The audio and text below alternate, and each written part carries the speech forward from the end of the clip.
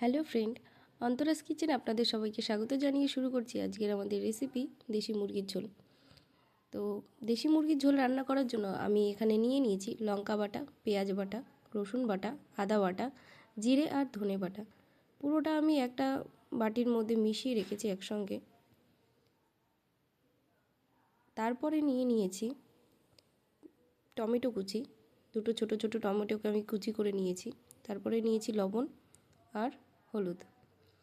এরপরে নিয়ে নিয়েছি সোমবারে দেওয়ার জন্য গোটা গরম মশলা, শুকনো লঙ্কা, তেজপাতা আর গোটা জিরে। এখানে আমি আলুটা কেটে রেখেছি।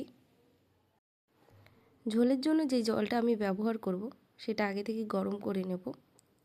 যেহেতু দেশি মুরগির মাংস অনেক শক্ত হয়, তাই এখানে গরম জল ব্যবহার করব। তারপরে কড়াইয়ের মধ্যে তেল দিয়ে তার মধ্যে গোটা গরম মশলা, তেজপাতা, লঙ্কা, জিরে দিয়ে সোমবার দিয়ে দিয়েছিলাম। তারপরে তার মধ্যে দিয়েছিলাম সব বাটা মশলাগুলো। বাটা মশলাগুলো ভালো করে কষিয়ে নিয়ে তার মধ্যে দিয়ে দিয়েছিলাম টমেটো।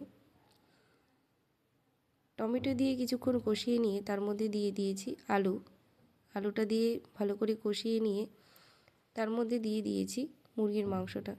দেখুন মুরগির মাংসটা কি সুন্দর লাল। এই মুরগিটা আমি বাড়িতে পুষেছি, প্রায় 7-8 মাস ধরে পুষেছি মুরগিটা। আমি মাংসটা ভালো করে কষিয়ে নিয়েছি। ভালো করে কষিয়ে নিয়ে এর মধ্যে দিয়ে দেব সেই গরম জল। গরম জলটা দিয়ে আমি ঢাকা দিয়ে রান্না করে নেব 30 মিনিট। তারপরে তার মধ্যে গরম মশলা ছড়িয়ে দিয়ে নামিয়ে নিলেই তৈরি আমাদের দেশি মুরগির ঝোল। So please subscribe the channel and thanks for watching.